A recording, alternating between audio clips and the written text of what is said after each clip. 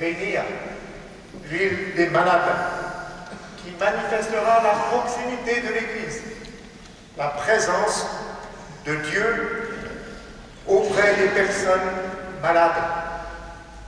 Et je vais bénir l'huile des catéchumènes, destinée à soutenir ceux qui vont recevoir le baptême. Cette messe chrismale, elle prend une dimension particulière pour vous et pour moi, car c'est la dernière fois que je célèbre en tant qu'évêque du diocèse dans cette cathédrale. J'espère avoir d'autres occasions de revenir, mais comme évêque, voilà, il y a presque 6 ans, j'ai été ordonné un certain 3 juin 2007, avec une foule immense comme ce soir. Voilà qu'il nous est donné de rendre grâce au Seigneur pour ce que nous avons vécu ensemble, sous l'inspiration de l'Esprit. Ce que nous avons vécu entre nous, mais aussi ce que nous avons ensemble annoncé, l'Évangile, le Christ. Voilà que chacun, chacune, avec nos missions propres, différentes, mais complémentaires, nous avons essayé de mettre nos pas dans les pas du Christ pour être habités de sa présence et pour être signe de sa tendresse, pour être signe de la bonté du Père pour chacun de ceux que nous rencontrons et que nous avons rencontrés. Chers amis, ce soir, nous portons la vie de nos communautés paroissiales, d'aumônerie, communautés religieuses, de vie apostolique, de vie contemplative. Et je remercie, il faut dire pour les carmélites, j'avais donné mon autorisation, pour l'autorisation de l'évêque. Mais enfin, vous êtes venus en force, et les uns, et les unes, et les autres, ici, pas tous. Et c'est aussi important pour la vie de notre Église diocésaine. Alors portons dans notre prière tous ceux que nous aimons, que nous connaissons, que nous rencontrons semaine après semaine. Nous les portons avec nous ce soir. Et entrons dans cette Eucharistie en accordant nos cœurs au cœur plein de tendresse et de miséricorde de celui qui ce soir nous fait signe, de celui qui ce soir nous rassemble.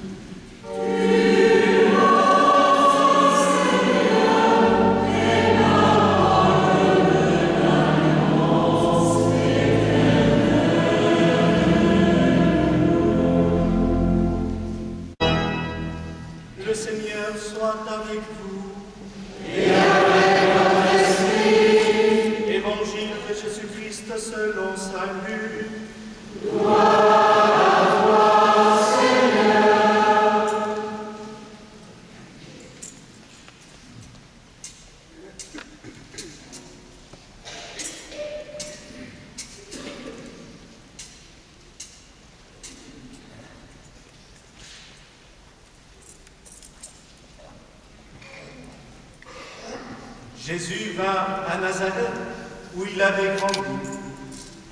Comme il en avait l'habitude, il entra dans la synagogue le jour du sabbat, et il se leva pour faire la lecture. On lui présenta le livre du prophète Isaïe. Il ouvrit le livre et trouva le passage où il est écrit « L'Esprit du Seigneur est sur moi, parce que le Seigneur m'a consacré par l'onction. Il m'a envoyé porter la bonne nouvelle aux pauvres, annoncer aux prisonniers qu'ils sont libres et aux aveugles qu'ils verront la lumière, apporter aux opprimés la libération, annoncer une année de bienfaits accordée par le Seigneur.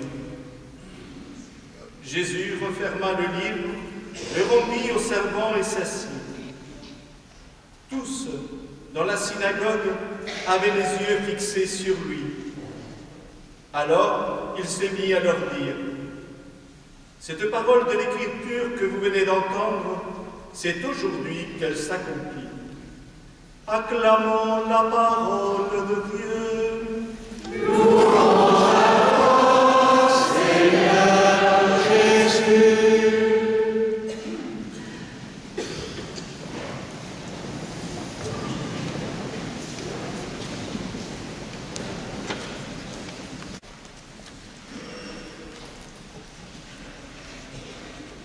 Avouez qu'il y a un beau petit clin d'œil parce que voilà quelques jours, les cardinaux Élisée,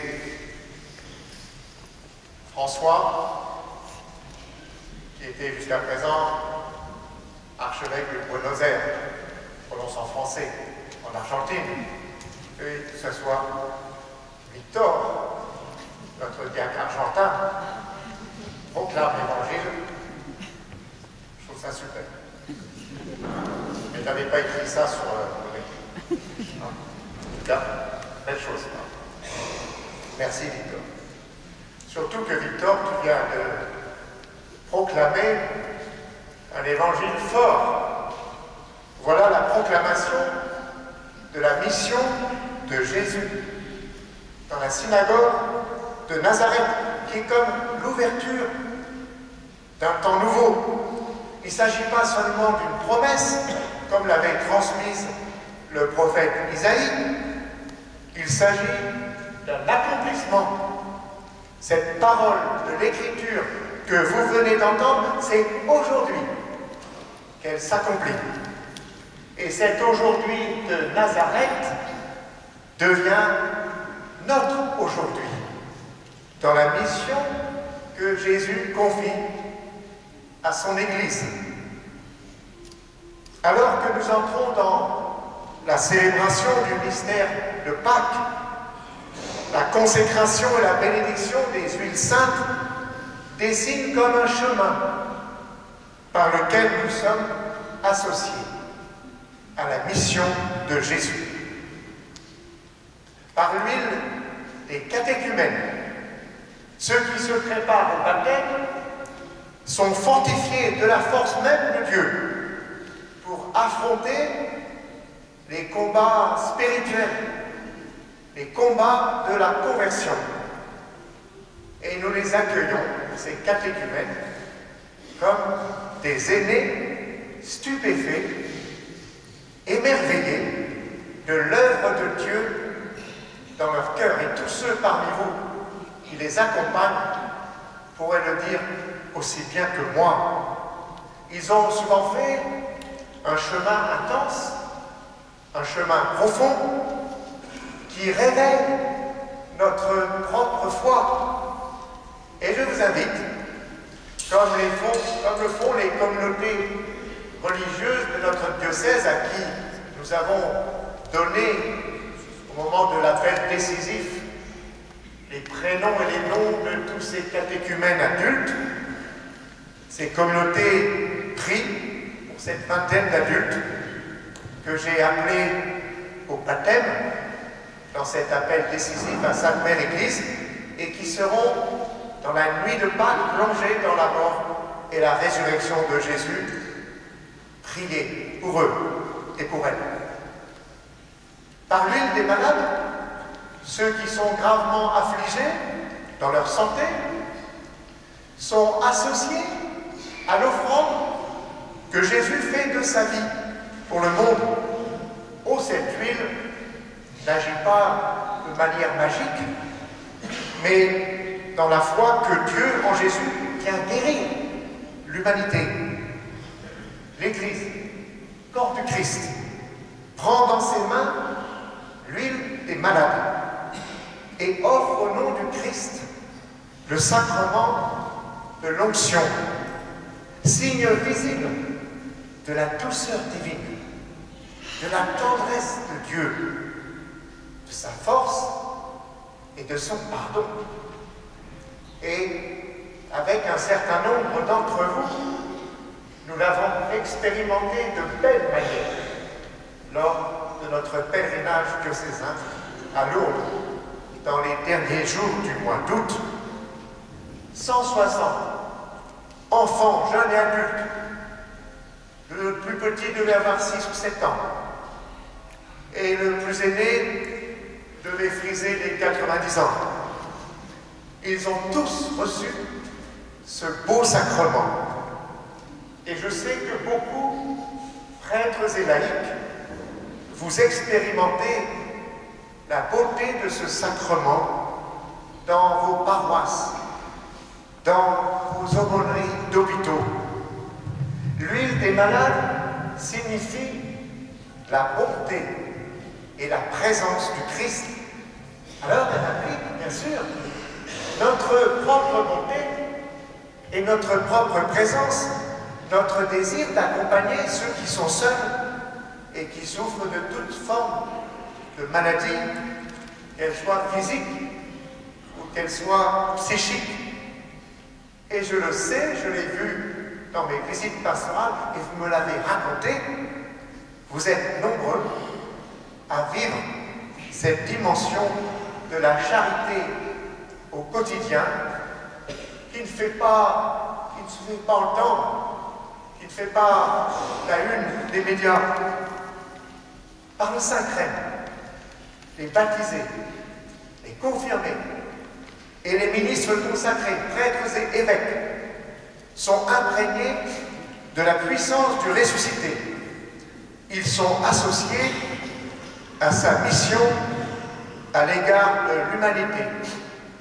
Et je ne sais pas quel sera le nom de votre futur évêque, s'il sera déjà évêque ou s'il ne sera pas encore. En tout cas, j'espère qu'à cette occasion, on n'attendra pas trop longtemps pour que Saint-Crème fasse son effet. Un bon odeur Christ. Vous n'avez pas écrit ça non plus dans le texte que vous nommez. Mais Saint-Esprit veille. Le Saint-Crème fait de nous, chers amis, le corps du Christ. Et l'onction de cette huile consacre les baptisés et les confirme. Elle les met à part, elle les christifie. Elle les fait Christ. Rendez-vous compte. Le baptême et la confirmation font de nous le corps du Christ, comme nous ce soir. Le Christ qui guérit, qui apaise, qui offre la tendresse du Père dans l'Esprit Saint. Le Christ envoyé auprès des pauvres, des prisonniers, de tous ceux dont le cœur est brisé. Voilà que par la grâce des sacrements, notre participation à la vie de Jésus devient comme une actualisation de son action pour le salut des hommes. Et voilà que nous sommes les mains du Christ, les yeux du Christ, la bouche du Christ, les oreilles du Christ. Joie immense pour notre Église de recevoir cette mission et de s'efforcer de la mener à travers l'existence de chacun de ses membres. Et cette joie, nous la vivons encore ce soir, avec le presbytérium rassemblé, avec les diacres, avec les consacrés dans la vie contemplative, dans la vie apostolique, dans l'ordre des vierges consacrées. Cette joie, nous la vivons avec les fidèles laïcs de tous états de vie, en particulier les laïcs en mission ecclésiale, et tous ceux et celles qui, d'une manière ou d'une autre, ont reçu une mission particulière dans l'Église.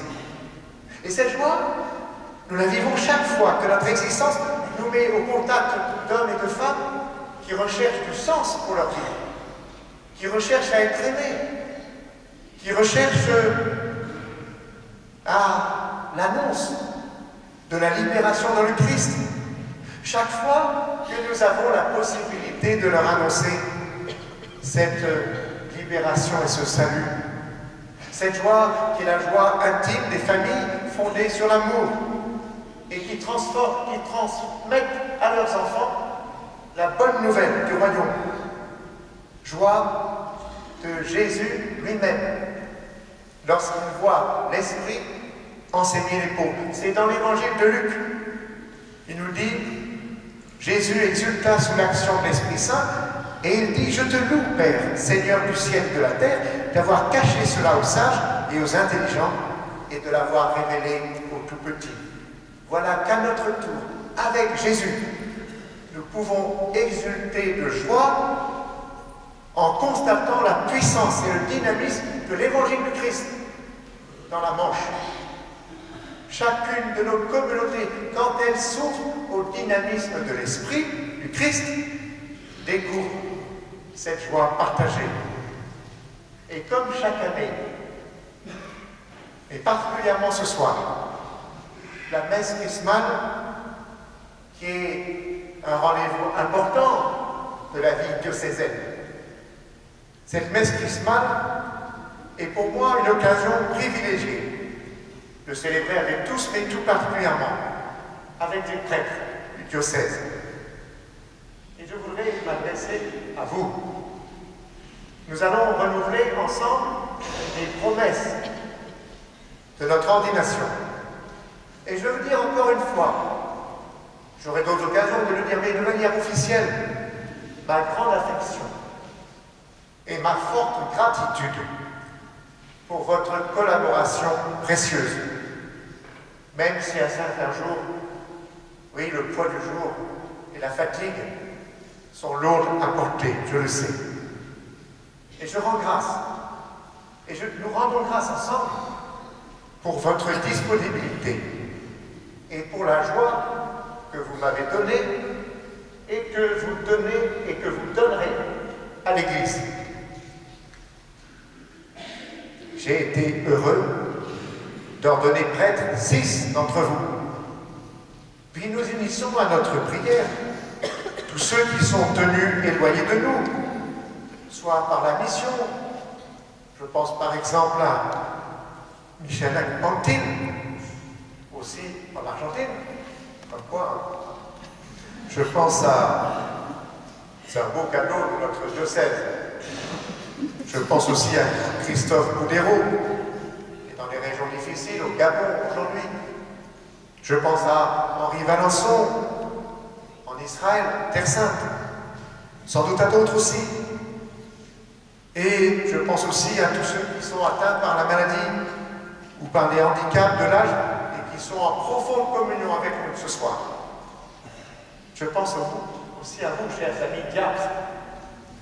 Je serai heureux tout à l'heure de recevoir le renouvellement de vos engagements parce que vous êtes associés à notre ministère et vous exprimez spécialement la dimension de service de toute l'Église parmi les hommes et vous invitez tout baptisés à vivre cette dimension de service, cette dimension diaconale.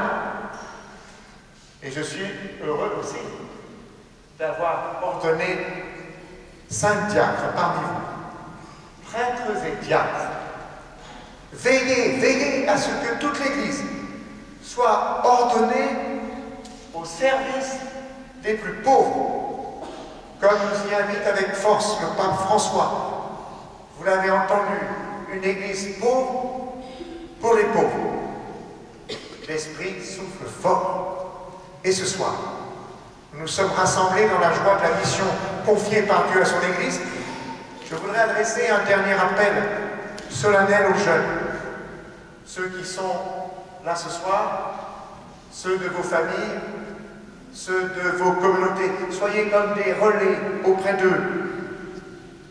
La mission de l'évêque est de confirmer tant et tant de jeunes. Ça a beaucoup compté pour moi, et vous le savez bien. Quelle belle manière de voir l'Esprit Saint à l'œuvre dans le cœur de ces jeunes Quelquefois, on pourrait se dire, oh, il semble bien loin de toutes ces préoccupations. Non, non, non, l'Esprit Saint travaille au cœur de ces jeunes. Peut-être plus qu'à d'autres moments de notre histoire, ils mesurent. Alors qu'ils aspirent au bonheur et qu'ils ont raison, ils mesurent qu'il n'y a pas de parcours qui les garantit contre les difficultés de la vie. Mais pour que cette flamme si fragile de la joie ne s'éteigne pas, l'Église et le monde, permettez que je le dise avec force aujourd'hui, l'Église et le monde ont besoin de vous et des chrétiens à tous les âges de la vie.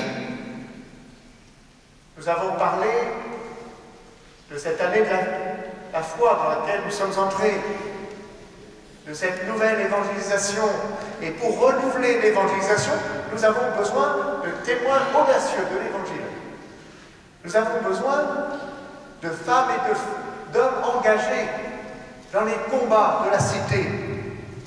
Nous avons besoin de familles, de femmes et d'hommes engagés pour toujours dans l'amour, qui donnent la vie et la joie à leurs enfants. Nous avons besoin de femmes et d'hommes qui acceptent de tout quitter pour l'amour de Dieu et pour le service de leurs frères dans la vie consacrée. Vous en êtes un signe, mes frères et mes sœurs, un signe important pour notre Église. Et il y a 2 heures à peine, je pensais en particulier aux sœurs du monastère de Valognes, bénédictine, parce que j'ai appelé sœur Henriette, la prieure du monastère de Koubri, en Burkina Faso, pas très loin de Ouagadougou, pour évoquer ce 50e anniversaire de la fondation de ce monastère, grâce à l'Esprit Saint et grâce au monastère de Valognes. Et nous aurons la joie, le 20 août, de célébrer cet anniversaire sur place, avec tel ou tel d'entre vous. Nous avons besoin d'hommes qui acceptent de répondre à l'appel du Christ en devenant les prêtres et les diacres de son Église. Un dernier mot. Ne fuyez pas ces appels. Ne fuyez pas ces appels. Sinon, vous risquez de vous en aller comme l'homme riche de l'Évangile qui s'assombrit et s'en alla tout triste, car il avait de grands biens. Et si vous m'avez bien compris et écouté malgré, comme c'est une dernière, je me suis permis, à longueur de l'homélie et le froid de la cathédrale, j'ai envie de vous dire, ne choisissez pas la tristesse, choisissez la joie. Et que Dieu nous garde tous et toutes dans cette joie que nous avons vécue ensemble, et que sous l'impulsion de l'Esprit, vous continuerez à vivre. C'est mon désir, c'est ma prière. Amen.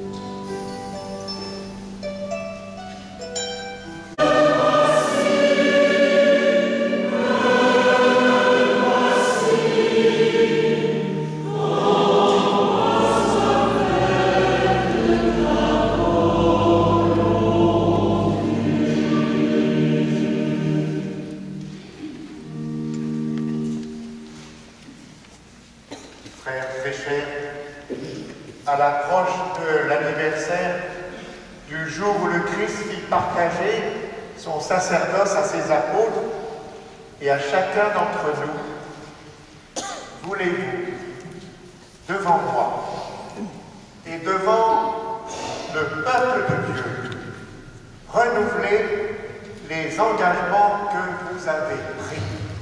Oui, je veux.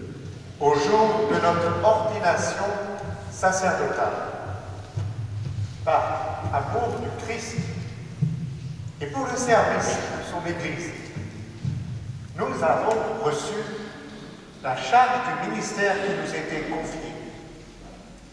Voulez-vous vivre toujours plus unis au Seigneur Jésus et chercher à lui ressembler en renonçant à vous-même et en restant fidèle aux engagements attachés à notre mission dans l'Église? Oui, je veux. Nous devons être les intendants fidèles des mystères de Dieu par l'annonce de la parole, par l'Eucharistie et par les autres célébrations liturgiques. Voulez-vous, à la suite du Christ, notre chef et notre pasteur, accomplir ce ministère avec désintéressement et avec charité? Oui, je veux. Prions, frères, pour que l'huile sainte que l'évêque va maintenant consacrer apporte à tous ceux qui en seront marqués le don de Dieu. Qu'ils portent en eux la vie du Christ et soient pour leurs frères comme un parfum de Dieu.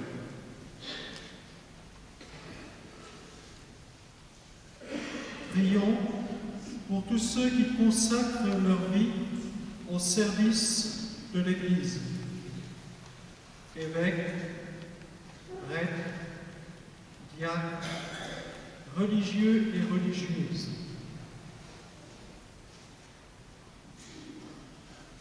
Prions aussi pour les adultes et les jeunes qui seront confirmés cette année dans notre diocèse. Prions pour ceux qui les accompagnent.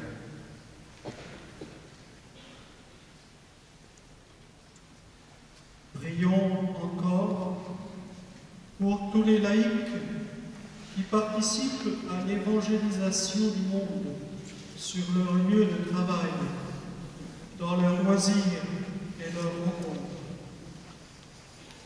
Donne à chacun de nous d'être toujours artisan de paix et de justice et de travailler à l'unité des chrétiens et de tous les hommes. Oui,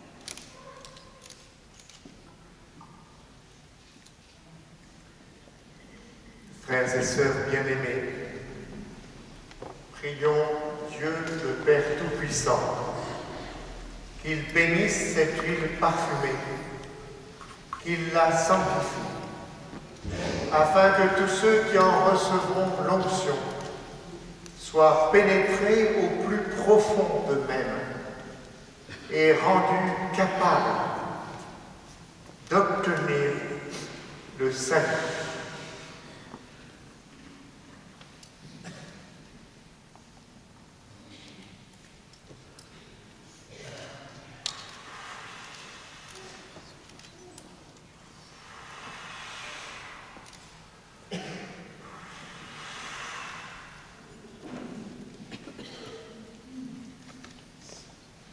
Dieu qui a institué les sacrements et donne la vie, nous te rendons grâce pour ton incomparable bonté.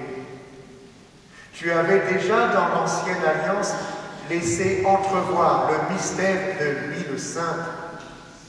Et lorsqu'est venue la plénitude des temps, tu lui as donné tout son éclat dans le Christ, que tu as présenté comme ton Fils unique lors de son baptême par Jean dans le Jourdain.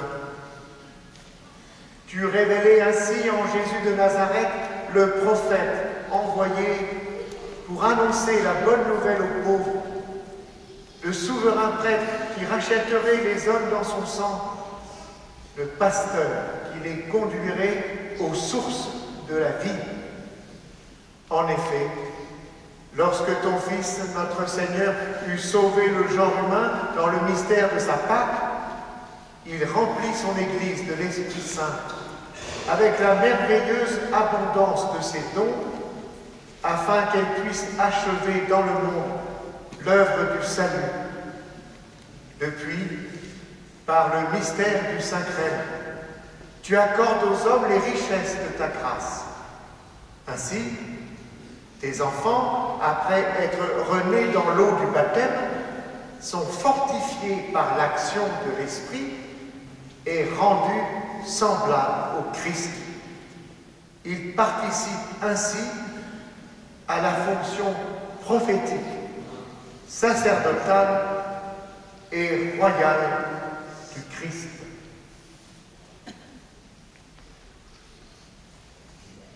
Ainsi, nous t'en prions, Seigneur, par la puissance de ta grâce, que ce mélange d'huile et de parfum devienne pour nous le sacrement de ta bénédiction. Répands largement les dons du Saint-Esprit sur nos frères que cette onction va imprégner. Fais resplendir ta sainteté sur les personnes et sur les objets marqués de cette huile sainte.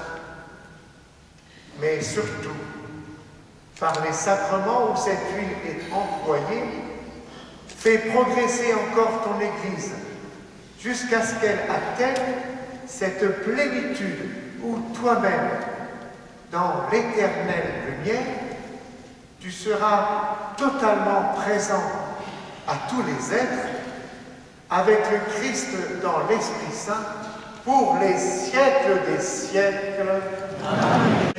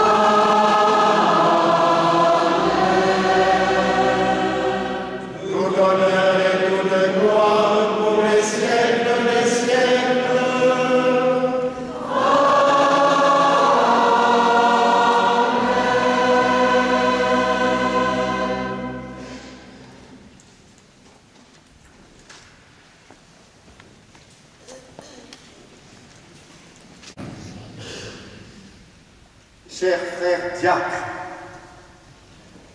Dans quelques jours, nous allons commémorer le lavement des pieds que Jésus donna en exemple à ses disciples pour qu'ils fassent de même. Aussi, je vous invite à renouveler devant moi et devant tout le peuple de Dieu les engagements que vous avez pris au jour de votre ordination. Chers amis, voulez-vous vivre toujours plus unis au Seigneur Jésus et chercher à lui ressembler en renonçant à vous-même, en étant fidèles aux engagements attachés à la charge ministérielle que vous avez reçue par amour du Christ et pour le service de son Église au jour de votre ordination diaconale? Oui, je veux.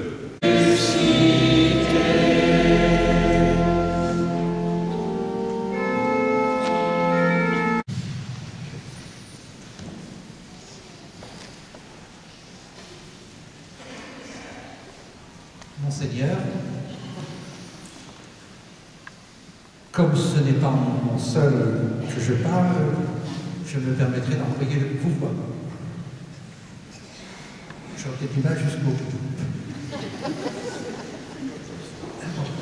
Si je m'exprimais en normand, ce qui serait naturel, maintenant que vous vous êtes bien inculturé et que vous connaissez parfaitement la langue normande, eh bien, mon intervention serait vraiment très très brève, ce qui nous permettrait d'aller plus vite dans le déambulatoire pour le vin d'honneur. Je me contenterai alors de dire, comme pour merci pour ces 6 ans, et en action et invitation à l'action de grâce, ben oui, votre épiscopat à Coutances-Servanges, c'était pas mal.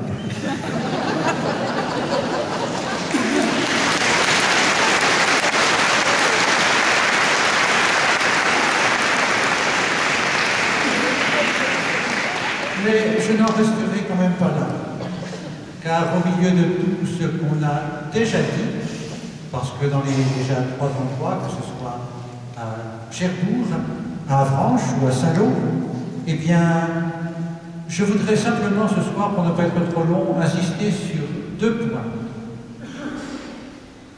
Le premier, qui m'a fortement marqué pendant tout votre épiscopat, eh bien, c'est votre être de pasteur.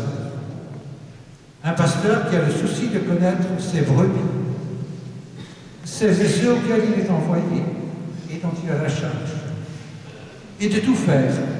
J'ai pu le remarquer continuellement, tout ce qui était en votre pouvoir pour les aider dans tous les domaines de leur vie. Et leur permettre alors de découvrir, après parfois de longs cheminements, ce qui est essentiel, ce qui est vital dans leur vie, l'amour infini de Dieu pour eux, cet amour fou révélé en Jésus-Christ, Fils de Dieu et Fils de l'homme. Amour non seulement pour l'humanité en général, mais pour chacune et chacun en particulier. Je crois que Dieu seul sait, le conseil épiscopal a pu quand même un peu le mesurer, les heures que tu auras consacrées à ce souci de tous et de chacun. Je crois que les visites pastorales en sont une illustration.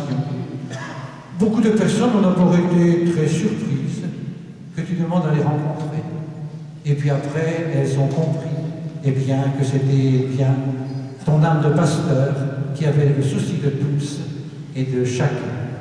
Des hommes en particulier, mais des hommes aussi au sein de leur travail, dans leurs entreprises, et avec tout ce qui fait la vie humaine aujourd'hui. Ça, c'était le premier point, mais il me paraît vraiment très important, et je crois que tout le conseil épiscopal pourrait en témoigner très largement. Les longues heures passées, pour s'intéresser à tous et à chacun.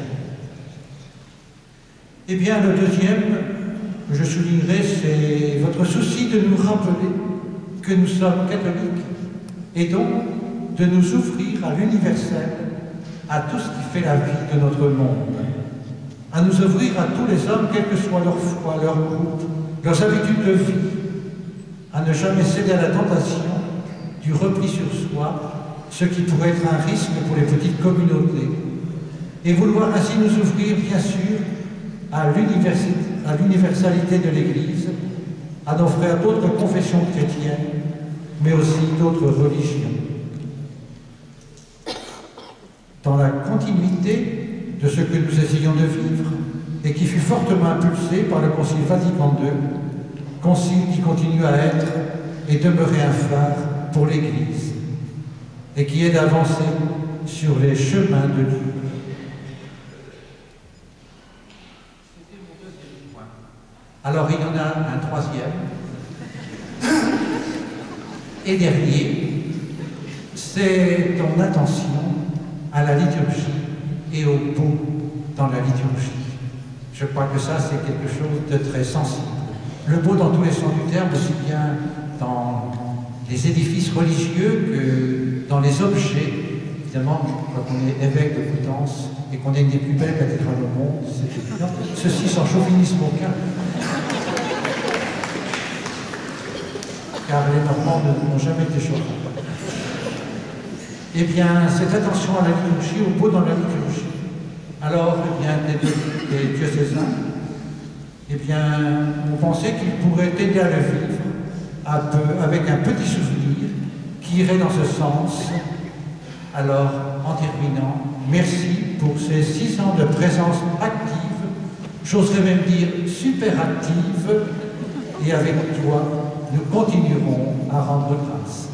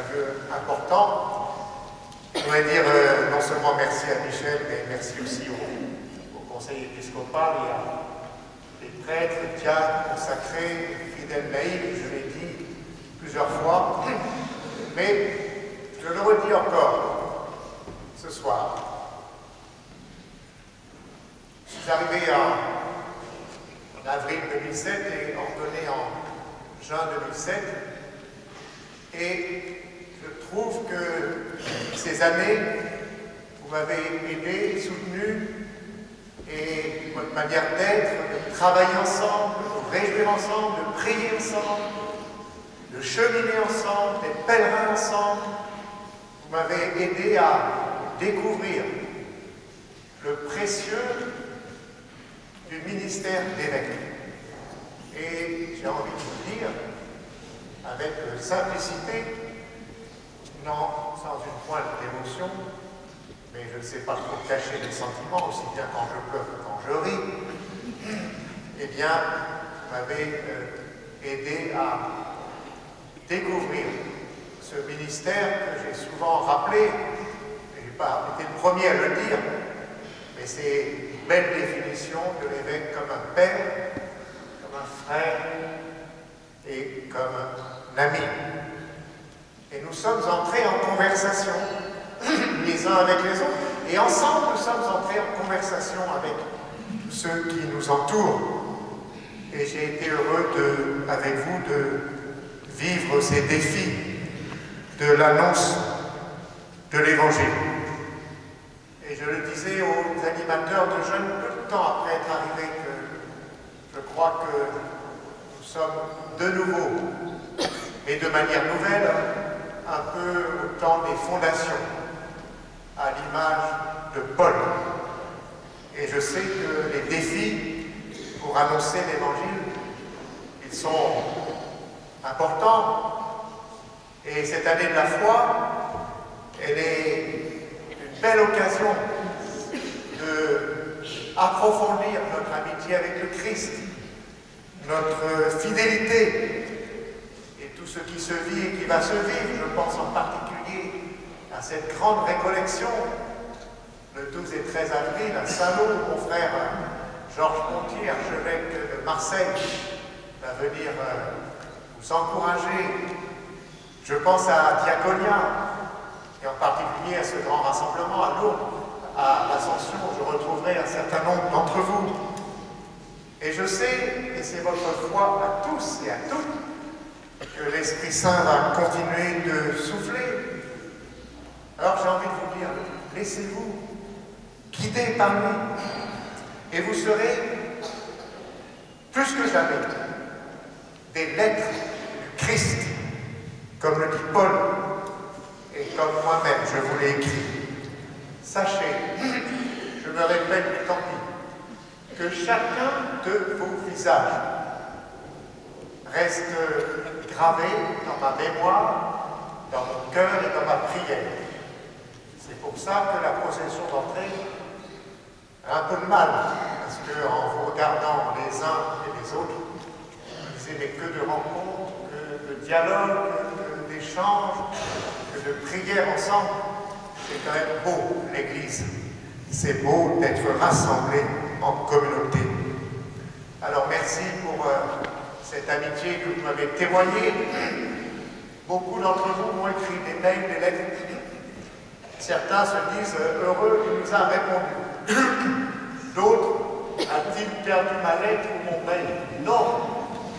Je prendrai mon temps, mais je répondrai à tous et à toutes. Laissez-moi un peu de temps. Parce que le temps de l'Église, tout simplement le temps de Stanislas, n'est pas le temps des médias. Il faut du temps et vous savez que je suis particulièrement lent. Voilà. Alors, merci à chacun. Que le Seigneur vous garde dans son espérance, qu'il vous donne toujours la grâce d'aller de l'avant. Cette grâce que je vous souhaite, je serai installé, c'est une très mauvaise formule qui est proposée, mais qu'est-ce que vous voulez, c'est celle, voilà, installé évêque de Pontoise le 6 avril. Je me suis rendu compte depuis un mois et demi que les années venues, finalement, c'est pas loin, tout en respectant mes limitations. Et donc, je vous invite à Pontoise. Il y en a qui connaissent déjà. Le 6 avril à 17h. Et si jamais vous ne pouvez pas, vous aurez d'autres occasions de visiter, en particulier la région rurale importante